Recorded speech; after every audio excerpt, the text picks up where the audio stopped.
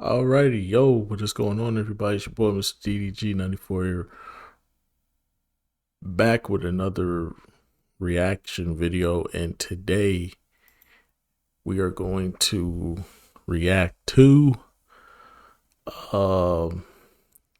10 WWE matches that made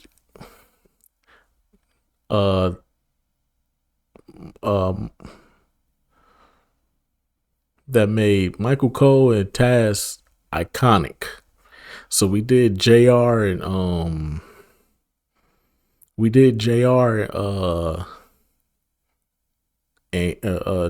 Jerry the King Lawler. So let's do Cole and Tazz, which them was the best. Them was the best four commentators of hands down. The best four commentators you could ever that WWE ever had by far.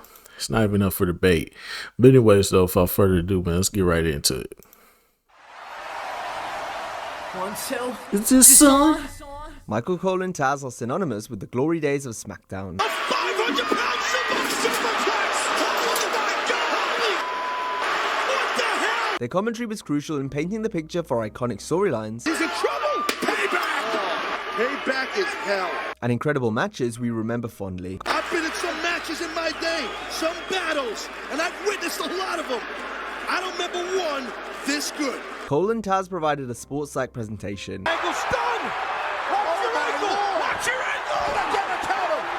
Again a counter! Unbelievable! They had immense passion, energy, and chemistry that provided the lyrics to countless classics. Brock Lesnar! Bottom of his own! Rock bottom! History! New champion!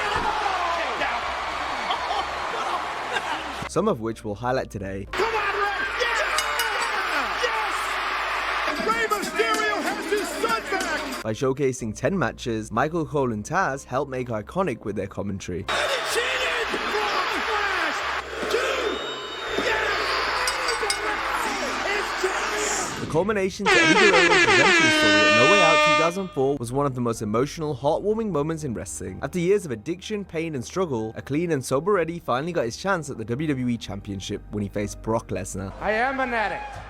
About 3 years ago, Holmes, they carried me straight into rehab. Through all that time, bro, through all those 3 years, not only did I wind up losing my job, I lost my wife, I lost my kids, and I lost myself. I disgraced my race, I disgraced my family, and I disgraced myself. Day by day, I have earned my life back. The build-up on TV was cinema that carried over to the pay-per-view, as the massive underdog story was beautifully told by Cole and Tazz. Eddie Guerrero!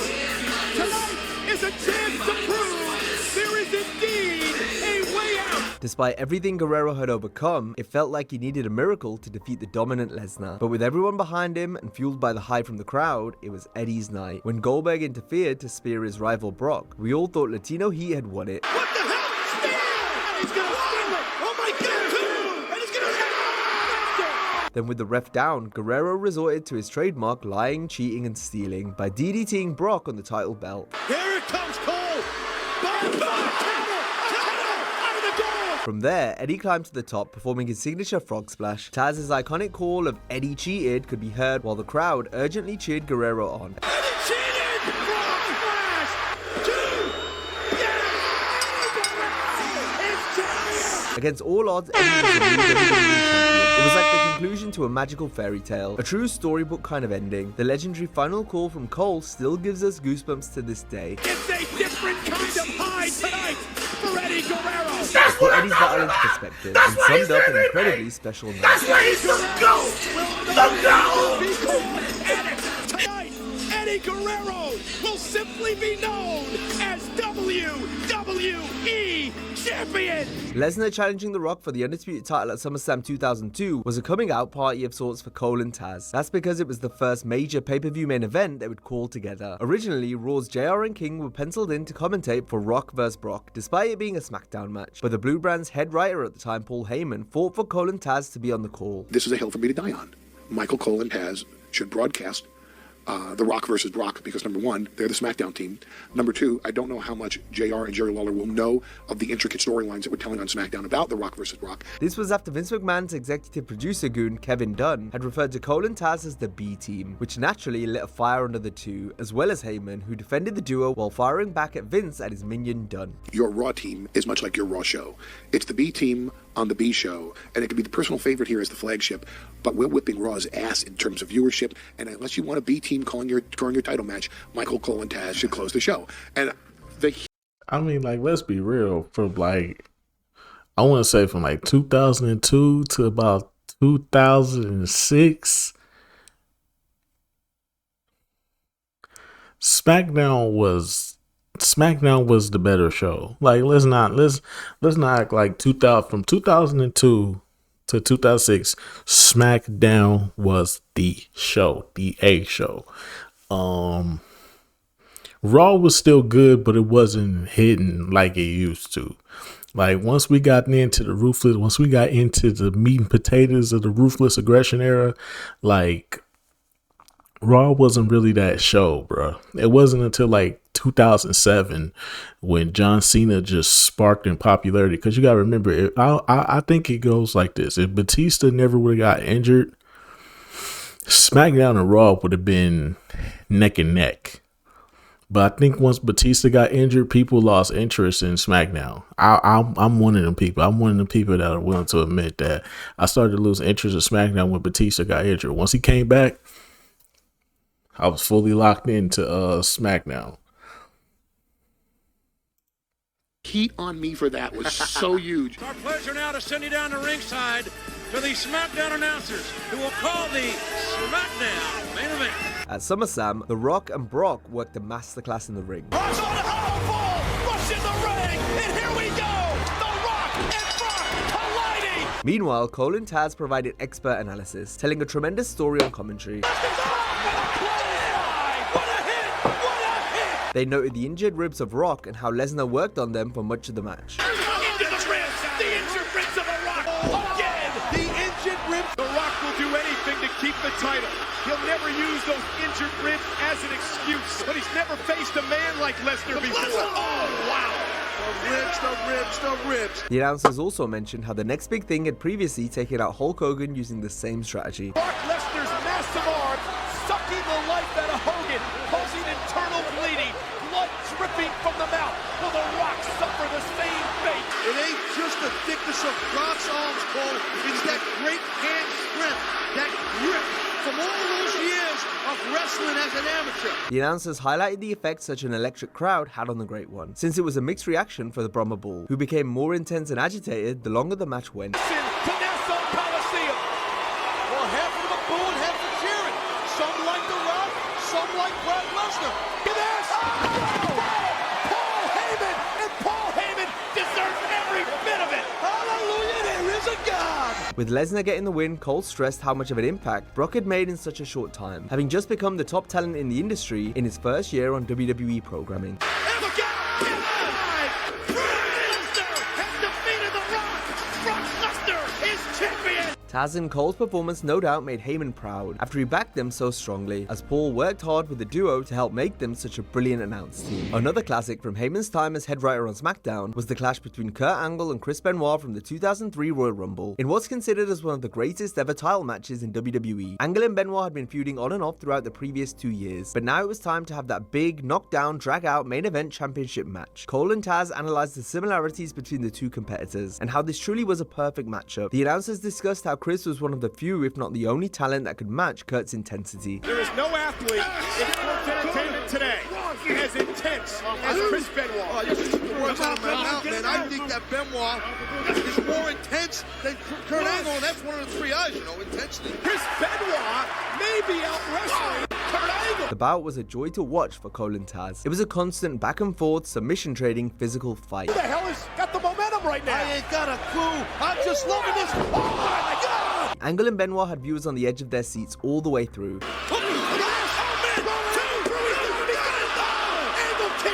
Tazz lauded the thrilling technical contest, praise that was all the more relevant given the disgrace of a match that went on before between Raw's Triple H and Scott Steiner. Man, this is awesome.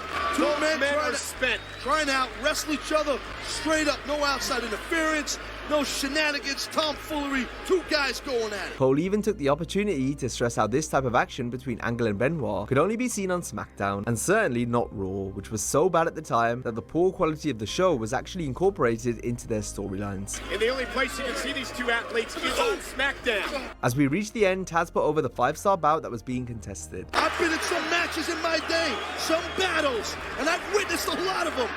I don't remember one this good. Angle retained thanks to a grapevine ankle lock. Benoit is in no man's land, and Benoit taps out. This was one of those rare matches that got a standing ovation from the audience and the announcers. Outstanding contest. Crowd appalled. The custody battle over Dominic between his fathers Rey Mysterio and Eddie Guerrero is one of the best stories ever told on SmackDown. Each week it got more and more shocking, as Eddie revealed Dom was his biological son, after Guerrero was furious over losing 6 straight matches to Rey. This set up a ladder match at SummerSlam 2005, where the winner would receive custody of Dominic. Tazz sometimes sympathized with the heels, but even he was pulling for Rey due to Eddie's heinous manipulating behavior during the build. He wants to ruin Rey Mysterio's family because Eddie Guerrero cannot get over the fact that he cannot beat Rey Mysterio. Meanwhile, Cole shared some information from his personal life that really hit home given the nature of Mysterio and Guerrero's feud over Dominic. I adopted both of my boys. Both of my boys I adopted. I understand what Rey Mysterio is going through. With Dom watching on, Cole and Tazz put over how traumatic of an experience this was for the youngster. Oh my God! And every time Rey hits that ladder, Dominic loses his breath. You can see Dominic suffering through everything that Rey Mysterio is going through. But at the same time, the announcers sold the brutality of the match and how far Rey was willing to go for his son. Can he do this? Rey Mysterio leaving it all in the ring, and that's what he's got to do. He's doing it for his son. You're damn right he is. That's why Rey's doing this. For the love of that little 8-year-old boy. It was a happy ending, as the commentators rejoiced when Rey got the win thanks to the help from Eddie's wife, Vicky. Come on, Rey! Yes! Rey Mysterio! Vicky almost ruined the ending of this match. Maybe a reason why Cole goes so hard on Dominic in today's. That's the crazy part. Vicky almost ruined the ending there because she didn't come out at the time that she was supposed to come out. Oh man. R.I.P. Eddie, man. R.I.P. Eddie. Day and age. You gotta be kidding me! You guys let this kid get out of control. This kid is an absolute piece of shit! Watch your mouth, Michael Cole! The Big Show and Brock Lesnar's match from the June 12, 2003 episode of SmackDown features one of the craziest possible endings to a wrestling show, which was further enhanced thanks to the hyped up commentary from Cole and Tazz. The match itself was brief but hard hitting. Beat him down a little bit, soften him up. That's how you win a match, then get him in the ring. Well, there was the mistake! Though it's the finish we all remember. Show attempted a chokeslam from the top rope, but was cut off and superplexed. This caused the ring to break as the crowd and commentators went absolutely nuts. A 500-pound superplex! That was a crazy episode of SmackDown. What the hell? This was the first and by far the best time the ring was destroyed like this in WWE. That was a crazy time, bruh. When that happened, boy, when we was at recess on the playground, we was talking about that, boy, that was... I think we talked about that for like 3 weeks straight, bruh. That was a crazy moment, bruh. Because we never saw no shit like this before. This was different. Rey just imploded! It made for such an epic and iconic moment. Oh my God! Trainers, EMTs, referees down. The Undertaker vs. Kurt Angle from No Way Out 2006 was a match of the year WrestleMania main event level classic. Given the performers involved and their tenure on the blue brand, this was indeed a SmackDown dream match on pay-per-view. Before the bell, Cole noted how both men were at the top of their game. The champion Angle, perhaps the best pure wrestler ever. The Undertaker, perhaps the best pure striker ever. Angle completely dissected the ankle of the Phenom, which gained plaudits from Tazz, who was key in breaking down the psychology of Kurt's strategy, while also providing insight on the holes being applied. This is a disadvantage for the Undertaker to have such long legs. The man's got gigantic long legs. There's so much room for Kurt Angle to put different leg locks and submissions on. Oh my God! Kurt Angle almost got hit with an ankle lock! Angle hit him with an ankle lock! The bout was comparable to the show-stealing WrestleMania streak matches Taker would go on to have over the course of the next 6 years. Angle slam through the announce table! It was so good, Cole even whipped out his trademark "Oh my" catchphrase twice in the same sentence. And look at Kurt Angle. Up to the top rope. Oh my! The contest had Cole and Tazz up out of their seats as Kurt had an answer for all of Taker's big moves. Here we go! Went for the choke slam. Beautiful. Into the ankle. Each time the Phenom went for one of his signature maneuvers, they would be countered into an ankle lock. Gonna choke him out. It's only roll through the ankle lock again. Unbelievable spin. Angle was a man possessed, relentless in targeting the ankle and trying to make Taker tap out. Going for the last ride. Kurt Angle in trouble. Roll through. He's got that ankle again. The ankle lock again. This guy's unbelievable. Ankle stun. Watch your ankle. Watch your ankle. Again a counter. Again a counter. The announcers hailed this as the greatest SmackDown branded main event of all time. This battle is one for the ages, Cole. We knew it. We knew it. It's going to be the greatest main event in SmackDown history. The finish was similar to the only previous time Kurt had made Taker tap out back in 2002. Taker trying to gain some leverage. Wait a minute. Tapped out. I think the Undertaker just pinned Kurt Angle. Angle countered the triangle choke into a pinning predicament. Fans weren't sure who won until referee Nick Patrick announced his official decision. And still, World Heavyweight Champion, Kurt Angle. Oh my! Taker was pissed, but the match was outstanding and greatly enhanced by Cole and Tazz at the announce desk. John Cena and JBL's feud in 2005 was set to end in the most brutal of ways, courtesy of an I Quit match at Judgment Day. It was John's final big match before heading to Raw, where he'd officially be the top guy. This isn't John Cena's top 5 matches of all time. If we talking top 5 matches of John Cena's career, this has to be in there. This is top 5 for sure. The I Quit match between John Cena and JBL is a top 5 classic, bro. For real. It's a top 5 classic.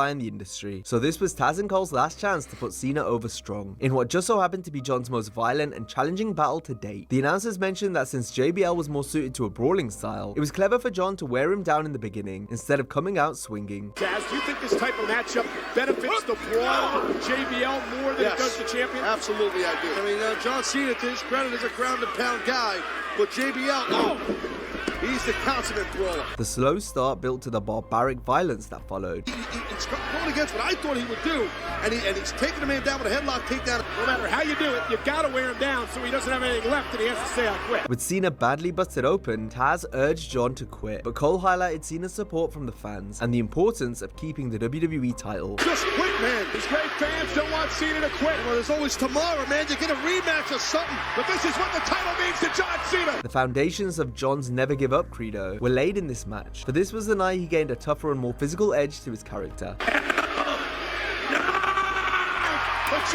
my God! JBL quit after Cena was about to destroy Bradshaw with a large pipe. However, true to the vicious nature of the stipulation and story being told, Cena hit him with it anyway. I quit! I quit! He just gave his soul to John Cena. Oh my God, no! And for good measure. Cole closed things out with a great call, as Cena had conquered the wrestling god. We learned tonight that the wrestling god JBL is indeed mortal. For the WWE champion, this guy's for real. After an explosive first few months in WWE, Rey Mysterio began to have a torrid time. In storyline, he was screwed out of the Cruiserweight title at WrestleMania 19, and he'd been manhandled by super heavyweights. Mysterio also suffered 2 legit injuries during this period. For Rey, it was all riding on the June 5th, 2003 edition of SmackDown, where he got his rematch for Matt Hardy's Cruiserweight Championship in the show's main event. Mysterio was just 90 minutes away from his home in San Diego, and his family were in the front row. You think his family knows what he looks like? He never takes that mask off. You are a fool. I'm not a fool. I'm trying to have a little fun, for God's sake. Cole and Tazz put it all into perspective. Rey had already found success elsewhere, but victory here would be his greatest achievement thus far. Mysterio's already in the class of the great cruiserweights. Cruiserweights like the great Sasuke, Dean Malenko, Jushin Thunder Liger, and even Tiger Mask. But Rey Mysterio told me earlier today that if he wins this title here tonight, it will be the crowning moment in an already shining career for Rey Mysterio. Cole also detailed the recent troubles Mysterio had endured. Think about the obstacles that Rey Mysterio's had overcome to get to this point. Mysterio lost to Matt Hardy at WrestleMania when Matt Hardy used the ropes to pick up the victory. Mysterio strapped to that stretcher, Big Show like a baseball bat, whipping Mysterio into a steel post. It was an excellent match where Hardy targeted the previously injured groin of Rey. Mysterio, however, was willed on by the Anaheim crowd. Heads up, Rey Mysterio! A springboard senton! This could be the turning point of the matchup! Just listen to the reaction of this epic near fall. And the leg drop connect! And here's the cover. It's a damn shame! The kicked out! Then from nowhere, Rey sensationally got the roll-up victory to win his first Cruiserweight title in WWE. Going for the twist of fate. Look at Mysterio. Here's the cover. Shoulders down. Oh, no, he got it! Mysterio wins the title! It was a joyous feel-good ending as Mysterio celebrated with his little boy Dominic. It's been a night of emotions, a night of homecoming, a night of triumph. After failing to break The Undertaker's WrestleMania undefeated streak in 2005, Randy Orton scored 2 big wins against The Phenom on pay-per-view. Their feud was set to end at Armageddon in Taker's speciality, Hell in a Cell. The silhouette of the cell off the forehead of the Undertaker. Defeating Undertaker in this stipulation would make Orton the true legend killer. Cole and Tazz did a fantastic job relaying the story and bad blood between Orton and Taker. Just imagine if you're Cowboy Bob Orton, you gotta sit here and watch your son be put through hell, but Orton deserves it, man. Oh, you know what? Maybe Cowboy Bob Orton and Randy should have thought about it when they were setting a casket on fire with the Undertaker inside. Maybe they should have thought about it when they backed the car up to a dome and exploded. He's in trouble! Payback!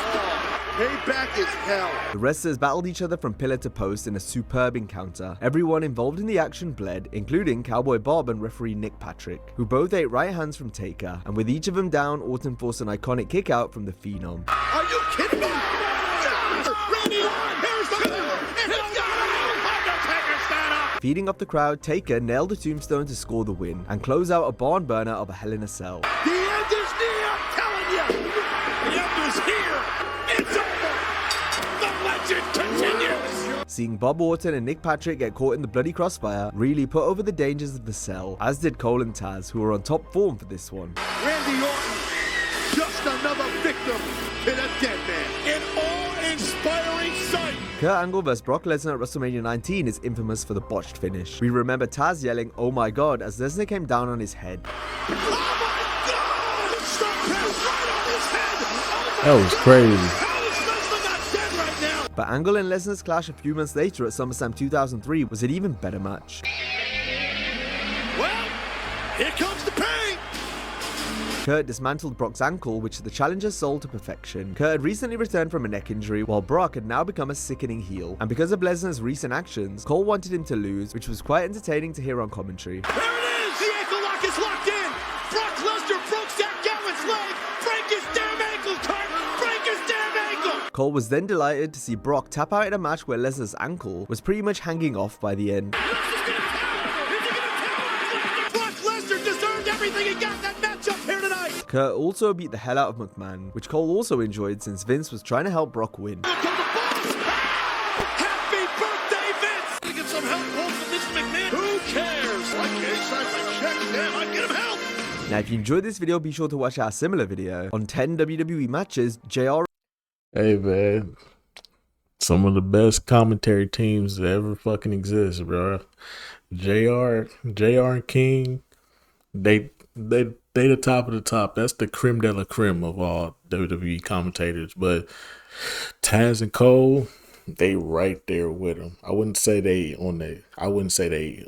like facing each other, but they right there with them. Like this is Tazz and Cole, and this is King and JR. That yeah, you get what I'm trying to say. But anyway, so that's just gonna about do it for this one. I will see you all in the next video. Till then, peace out.